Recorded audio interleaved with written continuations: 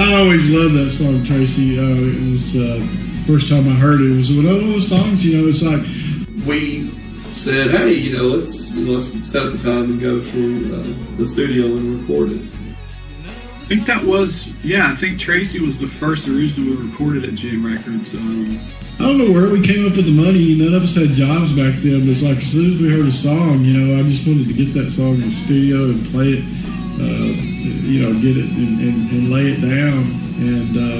And I remember hearing the studio version. The studio version was recorded with Jeffrey and Jim and Kenny and Steve, I think, before I came along. We set up studio time on a Saturday. I remember I was going with my parents and my family back to Athens, where I grew up, and was going to go there and spend the night and visit people. I think we went to a football game and a dance afterwards, whatever. But I was staying in Athens that night. So it was another one of those situations of not having a cell phone, of course, during that time period, and you're setting up these meeting times well in advance and hoping that nothing's changed. I remember James Alderman, who was one of the former singer of an old band I was in called Aslan, and he was also a photographer and into video equipment. And James had been around us a lot. He'd come to our concerts, and he was always taking pictures and very supportive of the group. And I was telling him about the studio, and he goes, hey, I'd love to come to the studio with you guys and take pictures. And I needed to ride to the studio, otherwise I was just going to have to go with my parents and have them drop me off on the way back to Mount Pleasant. So I said, yeah, come with us. And so James picked me up, and I believe Kevin Johnson, the guitar player from Aslan, both from Athens, they were with me, and we drove to the studio that Saturday. We were so pumped. We had James Alderman come down. He's taking pictures of us. In fact, the pictures on the back of the new album are pictures he took from that time period. So it was pretty exciting. And then when James and Kevin and I got to the studio, Kenny and Jeffrey and Steve were over there, it was an interesting situation because at the time, this was the first original that we had taken to the studio. And I was the only one who knew the song. I was the only one who knew the rhythm of the song. And the song was only about a week old at the time. And I remember Jeffrey, I think, knew the melody, and I had the lyrics, so he was going to be okay. But we got to the studio, and it was one of those things like, I was going to think, well, I guess we're going to get to the studio, and I'm going to teach Steve and Kenny the song, and then we're going to go over it a few times and record it. Well, we got there, and Steve was like, I don't want to learn it. You know it, play it.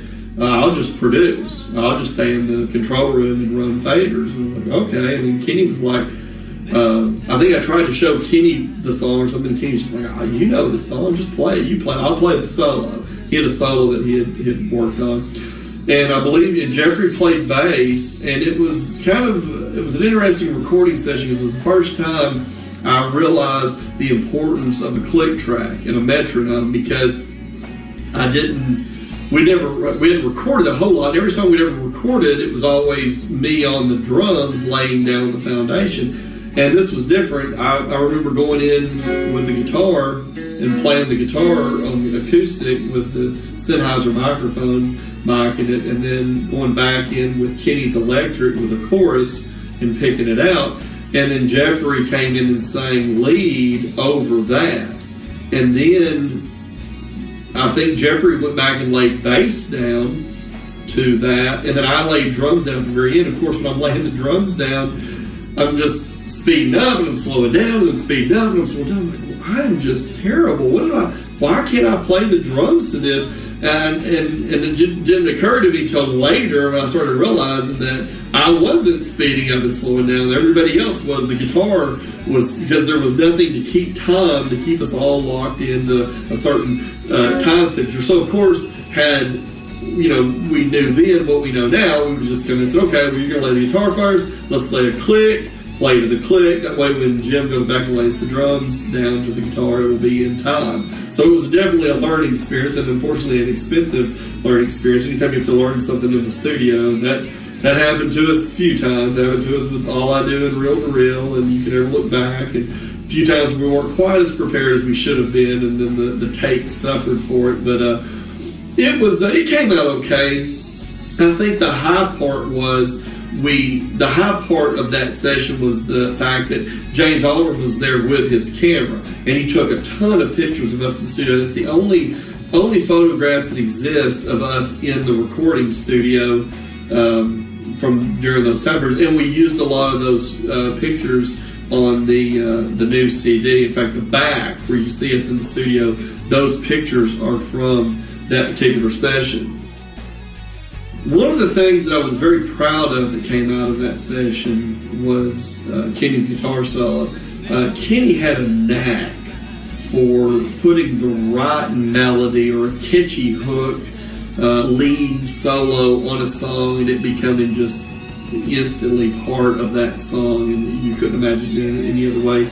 I had this riff for the solo that was not a riff, but a lead. It was like...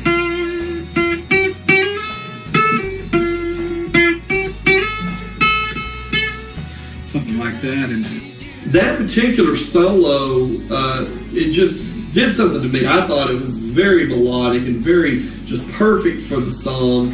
There's a few guitar solos that are out there that you can almost hum along with when they come on the radio, and so I always loved that particular solo. I remember Jim liked it more than I did. It was something I just kind of threw out there because it sort of followed the melody line, but he was always a big fan of that solo. In fact, to this day, he knows it note for note, every little bend perfectly played, and I don't really remember it, but I do like the melody. It reminds me a little bit of While My Guitar Gently Weeps. Clapton, very slow, melodic, soulful, and the solo that you're hearing on the new album, the Traci version there, is very, very close and similar to what he did on the original demo, just trying to keep it the same feel that he had then. And so again, it was a thing of me throwing something out there and seeing if somebody liked it. And I remember Steve at the time thought my guitar tone sounded like cats meowing, which listening back, it's not far off. It was a very high-pitched sort of metallic tone, which we didn't know a lot in the studio at that time. So I think he caught a little bit of flag. Steve, I remember Steve kind of saying it sounded like cats meowing or cats crying or something like that. So we used to say that a lot back then. But I think it was meant as a compliment. It was just kind of a very, very melodic, slow, catchy solo, and it was something that I stuck with the song. And I learned how to play the song off of that original version, so I remember it from way back in the day.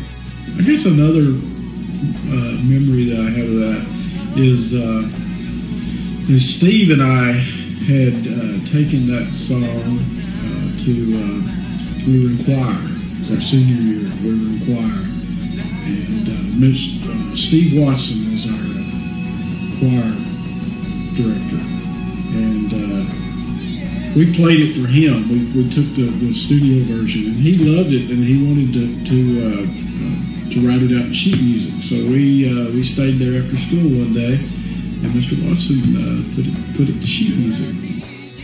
I think that song, Traci, along with One More Cry and a couple of others, were, I guess, they signature songs, landmark, however you want to call them. That Traci was definitely one of them.